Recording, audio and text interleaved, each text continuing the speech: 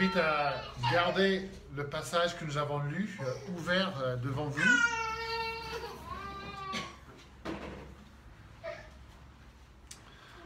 C'est une journée où je confesse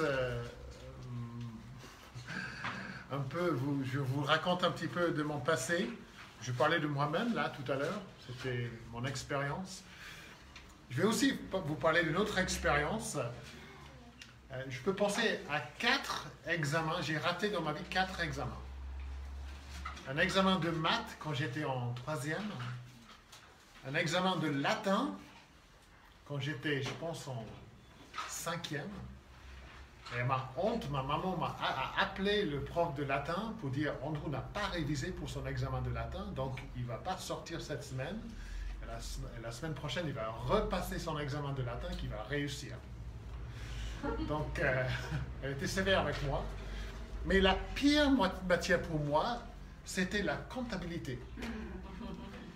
Et quand j'étais à la fac, ma première année à la fac, j'avais choisi d'étudier les études de commerce et d'allemand. Et la matière que j'arrivais jamais à faire, c'était la comptabilité. Voilà mon bilan dans mes examens de comptabilité. 2 examens passés, 2 examens ratés. Malgré mes meilleurs efforts, et j'ai demandé à plein de monde de m'aider, j'ai demandé à la prof principale de m'aider, mais j'arrivais jamais à arrêter les comptes. J'arrivais jamais à trouver, mais où est-ce qu'il faut mettre ça? Où est-ce qu'il faut mettre ça? J'étais perdu. Dans quel compte faut-il mettre tous ces chiffres? Je ne comprends rien du tout. Et même si à l'âge de 19 ans, je ne savais pas ce que je voulais faire comme métier, je savais ce que je ne voulais pas faire. Et c'était expert comptable.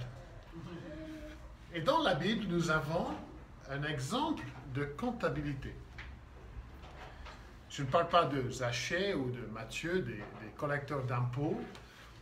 Je parle de l'apôtre Paul. Et il n'était pas comptable comme métier dans le monde de la finance, mais il était comptable dans la vie spirituelle. Et dans Philippiens 3, Paul se sert du langage de la comptabilité.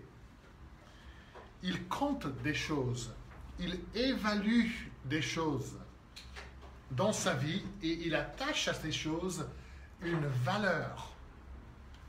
Et pour Paul, il n'y a que 2 comptes, des pertes et des gains. Et en faisant de la comptabilité spirituelle, Paul fait ce que chaque être humain doit faire à un moment donné dans sa vie.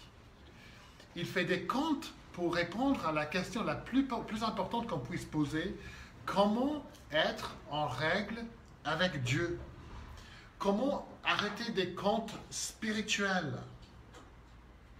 La relation avec Dieu est brisée à cause de notre péché, notre rébellion contre lui. Notre péché, c'est comme une grosse dette à régler ou à payer. Et la Bible dit que le jugement de Dieu est sur nous à cause de ce péché. Et Paul en était conscient quand il faisait des comptes. Comment être en règle avec Dieu? Comment régler la dette de mon péché? Et Paul donne un cours de comptabilité à l'église à Philippe. Parce que dans cette église, il y a des judaïsants. Ceux qui disent qu'il faut faire des choses, qu'il faut observer des rites juifs comme la circoncision. Oui, il faut croire en Jésus-Christ, mais il faut faire plus que ça. Et Paul est conscient de l'enseignement de ces hommes et il veut y répondre. Et pour ce faire, il donne un cours de comptabilité. Comment restaurer la relation brisée avec Dieu? Comment régler la dette? Et Paul nous donne une autobiographie spirituelle. Il décrit son parcours spirituel pour nous aider à avoir des réponses à ces questions fondamentales. Comment être en règle avec Dieu? Et la première chose que nous voyons dans ce passage, c'est un gain apparent, un apparent gain. Dans ce passage, Paul s'adresse à ceux qui soulignent la place de la justice personnelle dans le salut. Vous devez faire des choses pour être en règle avec Dieu. Vous devez suivre des rites. Oui, il faut Jésus, mais il faut rajouter votre propre justice à l'œuvre de Jésus. Et ces judaïsants parlent ouvertement de leurs œuvres, de leur justice à eux. Mais Paul veut leur montrer que si jamais un homme pouvait se glorifier de ses œuvres, ce n'était pas eux, c'était Paul.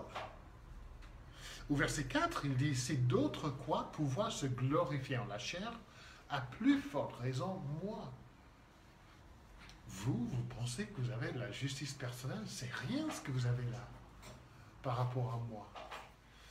Laissez-moi vous parler de mon CV spirituel. Et Paul décrit dans ces versets comment il mettait sa confiance en sa propre justice, ses propres œuvres pour être en règle avec Dieu. N'oublions pas que la question c'est comment être en règle avec Dieu.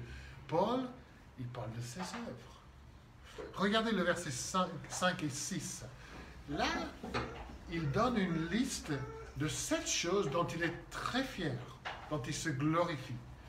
Et les 4 premières choses sont liées à sa naissance, des choses qu'il a héritées. Un peu comme moi, en disant, mon père était pasteur, mon grand-père était missionnaire. Donc là, j'étais fier de ça. Je mettais ma confiance en ça. Regardez ce qu'il dit au verset 5. Circoncis le 8e jour.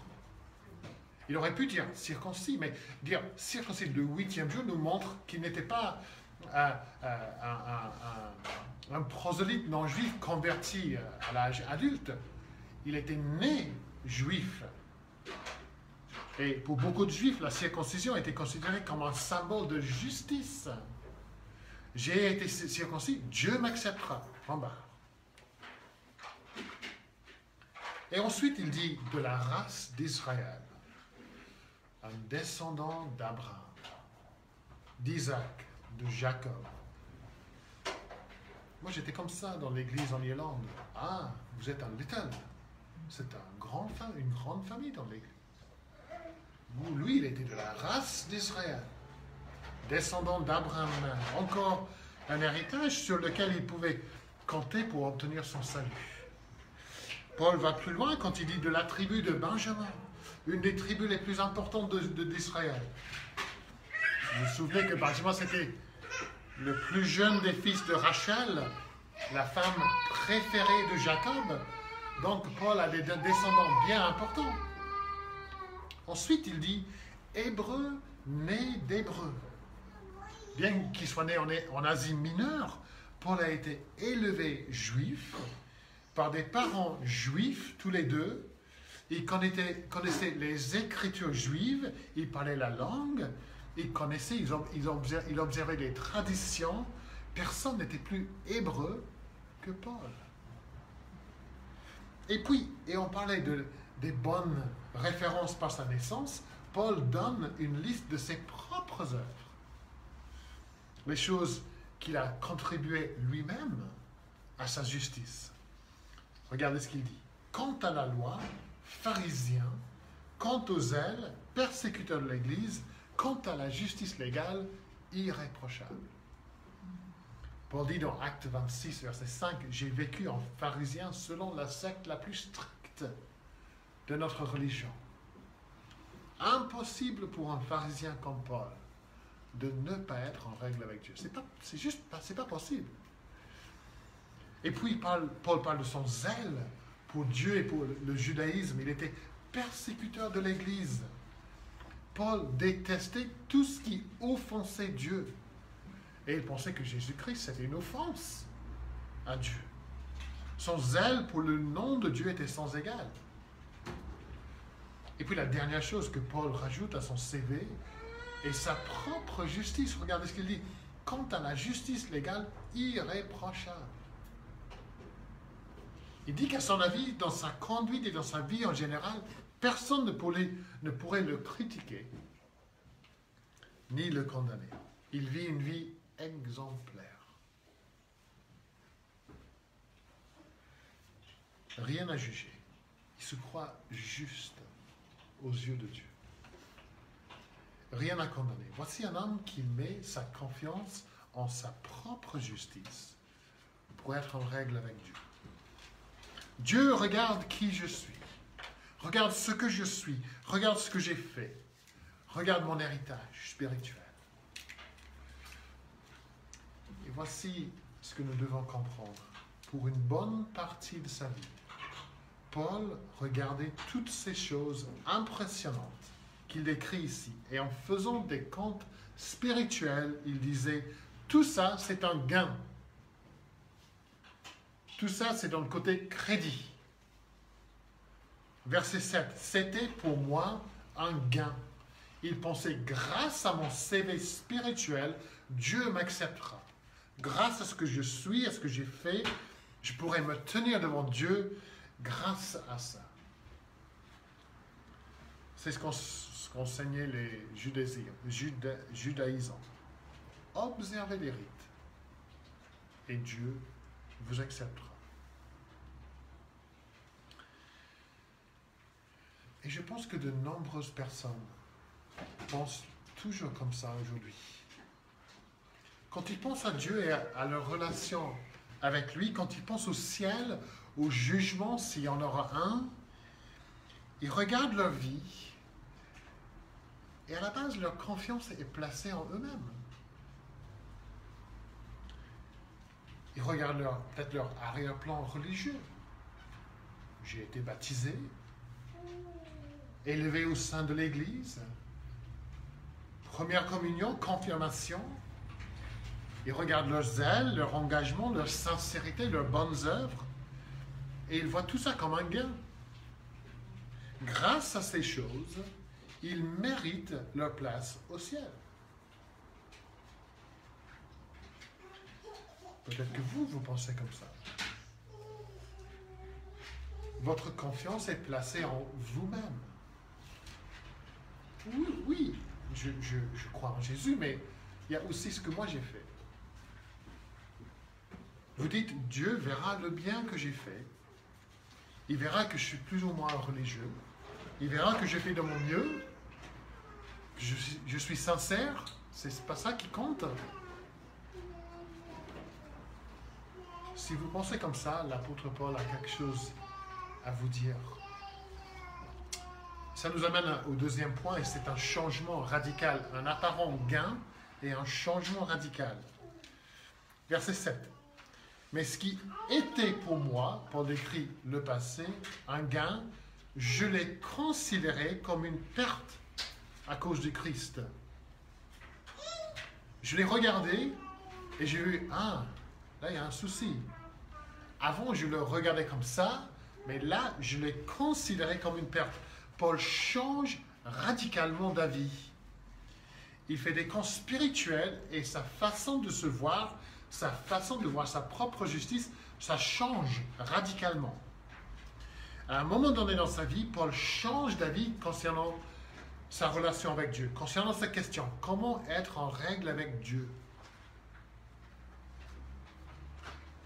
Concernant son CV religieux, ses bonnes œuvres, sa justice personnelle. Avant, il les voyait comme un gain, mais là, il se rend compte que ces choses ne valent strictement rien. J'ai considéré comme une perte. Et au verset 8, nous voyons que ce changement d'avis n'est pas une simple passade. Et même, regardez, au début c'était dans le passé, je l'ai considéré comme une perte. Et même au verset 8, je considère ton présent tout comme une perte. Plus loin dans ce verset, je considère tout comme des ordures. Donc, je suis arrivé à cette conclusion et je continue à penser comme ça. Le changement radical dans sa vie, dans ses pensées, c'est juste énorme. Paul se rend compte de sa faillite spirituelle. On entend souvent parler des devises dont la valeur plonge d'un jour à l'autre. Je parlais récemment avec des amis libanais qui me parlaient de comment la valeur de leur devise avait chuté. Ils ont tout perdu. Comme ça. Les actionnaires perdent tout en un clin d'œil. Ben là, c'est ce qui se passe à Paul. Il perd tout en un clin d'œil. Avant, il se croyait l'homme le plus riche du monde sur le plan spirituel. Maintenant, il se voit comme un mendiant devant Dieu. Mais qu'est-ce qui provoque cette crise spirituelle pour Paul? Il nous le dit au verset 7. Je l'ai considéré comme une perte à cause du Christ. Je considère tout comme une perte à cause de l'excellence de la connaissance du Christ Jésus. Je considère tout comme des ordures afin de gagner Christ. Quel est le mot qui est répété? Christ, Christ, Christ. La vie de Paul est bouleversée par Jésus-Christ. Il prend toute sa propre justice et quand il voit Christ, il prend toute sa propre justice, il la met dans la poubelle. Ça ne sert plus à rien. Il a une rencontre avec le Christ qui change sa vie pour toujours. Ce que Paul aimait auparavant, il finit par détester. Ce qu'il détestait auparavant, il finit par aimer. Il parle au verset 8 de l'excellence de la connaissance de Jésus-Christ. Ce mot « excellence » utilisé par Paul décrit quelque chose d'une valeur incomparable. Paul est prêt à rejeter tout ce qu'il avait afin de gagner Christ. Sa rencontre avec Jésus lui permet de voir la vraie valeur de ses œuvres, de sa propre justice, une perte des ordures.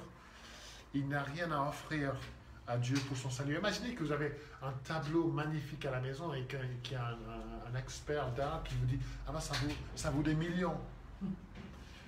Et vous allez au musée pour aux ventes aux enchères et puis il y a quelqu'un qui est un autre expert qui peut démontrer que en fait votre tableau ne vaut strictement rien. Vous faites quoi avec? Vous mettez dans la poubelle. C'est ce que Paul fait avec ses œuvres.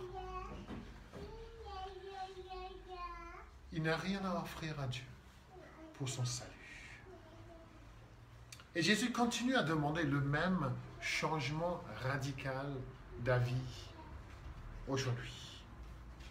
Il faut impérativement que Dieu nous ouvre les yeux pour voir notre faillite spirituelle. Vous et moi, nous ne pouvons rien contribuer à notre salut. Certes, il y a beaucoup de bonnes choses qu'on peut faire. Être baptisé, c'est une bonne chose. Assister régulièrement à l'église, c'est une bonne chose. Prier, c'est une très bonne chose. Mais ces choses ne contribuent aucunement à notre salut. Et Paul écrit ça dans Éphésiens 2 quand il dit, en effet, c'est par la grâce que vous êtes sauvés, par le moyen de la foi, et cela ne vient pas de vous, dit Paul. C'est le don de Dieu. Ce n'est pas par les œuvres. Il continue. C'est ce que moi je pensais. Il aurait pu dire. Ce n'est pas par les œuvres. Il n'y a pas de place pour les œuvres dans notre salut. Il y a une place pour les œuvres après notre salut. Une preuve de notre salut. Mais elle ne contribue aucunement à notre salut. Les œuvres sont une réponse au salut. Notre relation avec Dieu est basée uniquement sur la grâce de Dieu telle qu'elle nous est offerte en Jésus-Christ. Dans toutes les religions du monde, la relation avec Dieu est basée sur nos œuvres. Mais pas dans la foi chrétienne. Il faut observer des rites. Il faut mériter son salut, ou gagner sa place auprès de Dieu. Faites de bonnes œuvres et votre relation avec Dieu sera restaurée. Paul dit ici que la seule bonne œuvre de valeur, c'est l'œuvre du Christ à la croix pour nous. Un changement radical. Et la troisième chose que nous voyons dans ce passage, c'est un gain énorme en Jésus-Christ. Un gain énorme en Jésus-Christ. Après avoir décrit ce changement radical dans sa vie, Paul commence à décrire tout ce qu'il gagne en Christ. Alors, qu'est-ce qu'il gagne? Qu'est-ce que Paul gagne? Qu'est-ce que moi, je gagne? Qu'est-ce que vous gagnez en Christ? En ce moment, je ne sais pas si vous suivez le foot. Moi, j'ai une équipe que j'aime bien suivre et c'est Manchester United. Je suis cette équipe depuis ma plus jeune enfance. Et là, cette équipe vient de recruter Cristiano Ronaldo. Normalement, je n'aime pas Ronaldo, mais maintenant qu'il rejoue encore une fois pour Manchester, je suis prêt à lui pardonner ses fautes du passé. Mais j'ai lu sur le site du BBC, qu'est-ce que Manchester gagne en recrutant, en signant Ronaldo? Qu'est-ce qu'il donne à l'équipe? Qu'est-ce qui va contribuer à l'équipe? Et dans un sens, on peut poser la question, qu'est-ce qu'on gagne en Christ, si on est en Christ, si on a la justice de Christ? Qu'est-ce qu'on gagne? Et ce n'est pas simplement un but de temps en temps. C'est beaucoup plus. Verset 8. L'excellence de la connaissance du Christ Jésus. Ce mot connaissance signifie connaître expérimentalement par expérience personnelle. Ce n'est pas une simple connaissance intellectuelle. Oui, j'ai entendu parler de Jésus, je connais des faits sur Jésus, je sais qui il est. Non. Paul parle d'une communion proche avec Jésus-Christ. Une communion transcendante et relationnelle. C'est une union d'amour intime. C'est une connaissance excellente. Paul ajoute au verset 8, la connaissance du Christ Jésus, mon Seigneur. Il dit, je connais Jésus qui est mort pour me sauver. Je connais le Christ. Il faut voir que chaque mot est important pour Paul. Je connais le Christ, le Messie, loin de Dieu. Je connais le Seigneur, mon Seigneur, celui qui règne dans ma vie. Voilà comment je le connais. Il règne dans ma vie. Et Paul nous aide à mieux comprendre cette connaissance quand il écrit à l'église en Galatie. Il dit, j'ai été crucifié avec Christ, et si je vis, ce n'est pas moi qui vis, c'est Christ qui vit en moi. On ne peut pas être plus proche que ça. Est-ce que vous reconnaissez Jésus comme ça? Je ne dis pas, connaissez-vous des faits sur Jésus? Connaissez-vous l'histoire de sa vie? Mais connaissez-vous Jésus, votre Seigneur, votre Sauveur, votre ami, votre frère, votre force, votre vie? Et au verset 10, Paul donne des détails sur ce qu'il veut connaître en Jésus.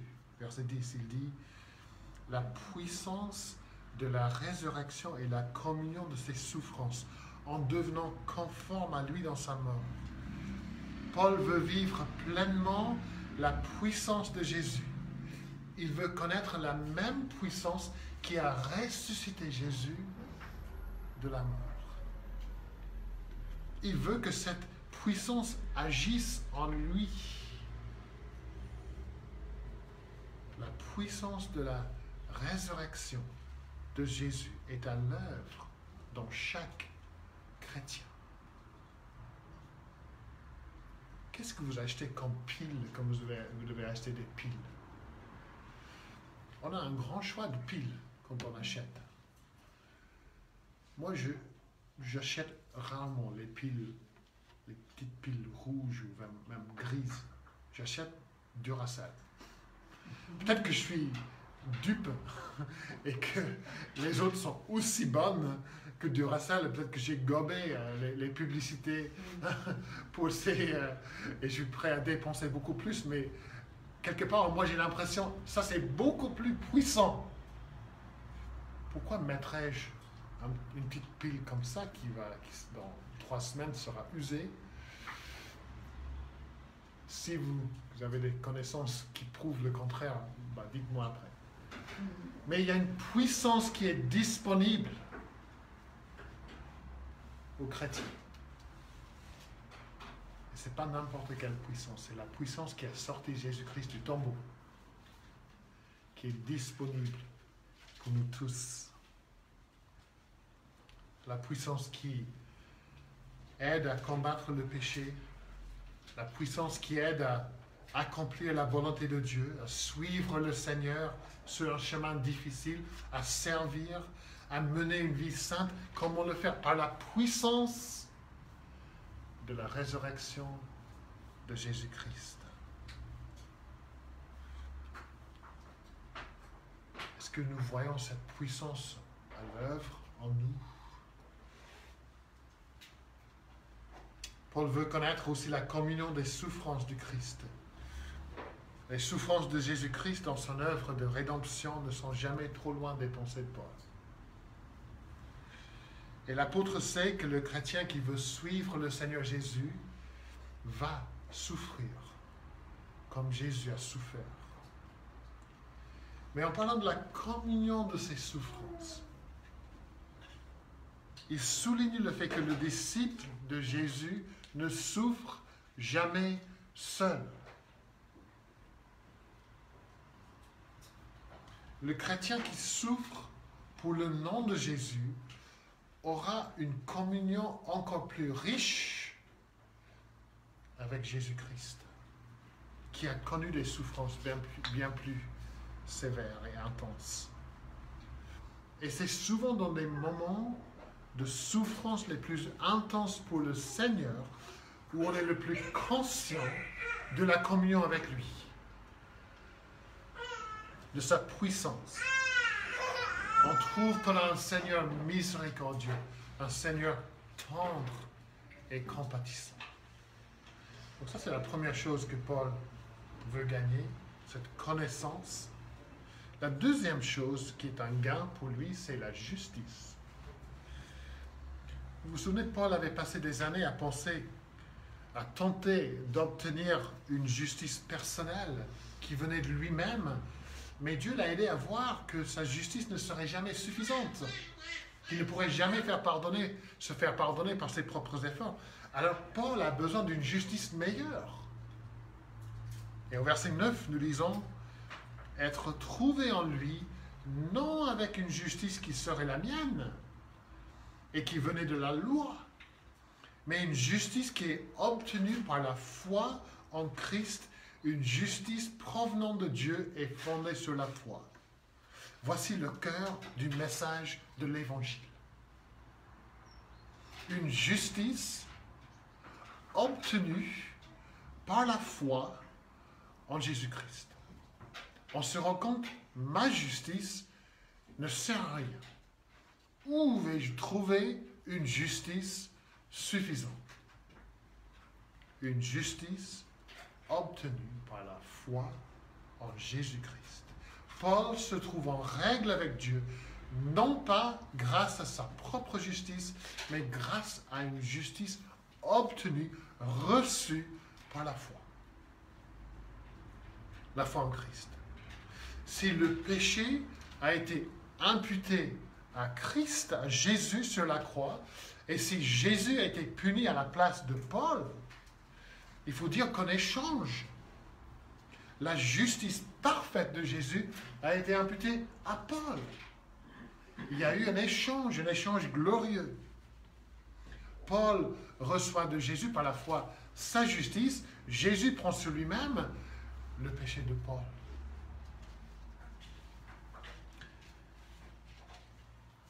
Jésus prend le péché et donne la justice. On oublie ça. On parle beaucoup de Jésus qui prend notre péché. Et on omet de parler de comment il donne sa propre justice. Sur la croix, Jésus a été condamné comme s'il avait personnellement commis tout le péché de Paul. Et Paul se tient devant Dieu comme s'il avait vécu personnellement toute la justice parfaite de Jésus. Dieu traite Jésus selon ce que Paul mérite, et Dieu traite Paul selon Jésus et sa perfection. Et ce qui est vrai de Paul est vrai de chaque chrétien. Chaque personne qui met sa confiance, sa foi en Jésus-Christ pour la sauver. Si vous êtes chrétien, Jésus a porté votre péché sur la croix. Mais par la foi, vous recevez la justice de Jésus. Dieu vous voit comme juste. Parfait.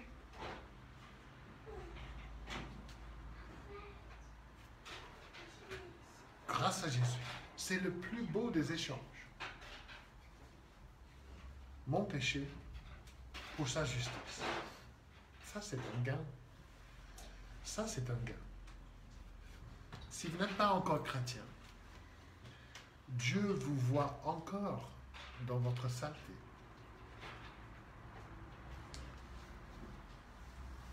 Vous n'avez pas de justice devant lui.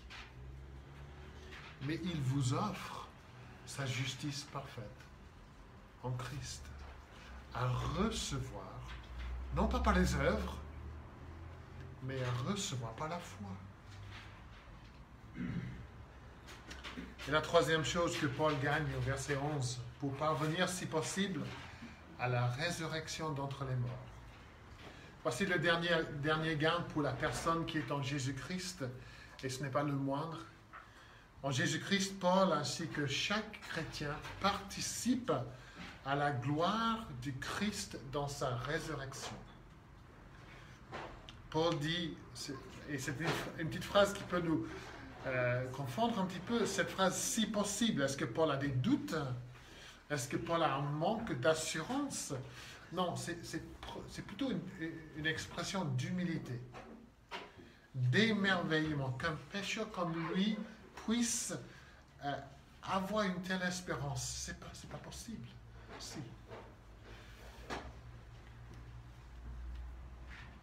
C'est comme s'il a du mal à croire, moi, sauvé, moi, en règle avec Dieu, comment est-ce possible? Ce que je mérite, c'est le jugement contre mon péché. Ce que je reçois, c'est la faveur imméritée de Dieu. C'est pas possible. C'est pas étonnant que Paul ait envie de connaître Christ et de gagner ce Jésus. Quand j'avais des devoirs à faire à la fac pour la comptabilité, je regardais souvent des chiffres sur la page et je disais honnêtement, je ne sais pas ce qu'il faut faire avec ces chiffres. Je suis perdu, je vais juste les mettre et espérer. Je me rappelle très bien ce sentiment d'échec et d'incompétence. Je ne sais pas quoi faire. Je ne sais pas quoi faire. Je cherchais des solutions, mais je n'en trouvais pas. Et sur le plan spirituel, grâce à Jésus-Christ, grâce à son œuvre, grâce à sa vie parfaite, grâce à son corps brisé, son sang qui a coulé, grâce à sa mort, sa résurrection, sa justice offerte, on n'a pas besoin de dire « je ne sais pas quoi faire ». On n'a pas besoin de dire « je suis perdu ». Paul nous dit ici ce qu'il faut faire. Il faut prendre toute sa justice d'abord et la mettre dans la poubelle. Elle ne peut pas vous sauver. Vos bonnes œuvres, aussi belles qu'elles soient, elles ne peuvent rien contribuer à votre salut. Rien. Ne mettez pas votre confiance en elles. Mais dans la repentance et dans la foi, recevez la justice parfaite de Jésus, offerte gratuitement aux pécheurs comme moi et comme vous. Par la grâce de Dieu, prenez-la par la foi. Elle est pour vous. Ce sera pour vous un gain inestimable. Amen.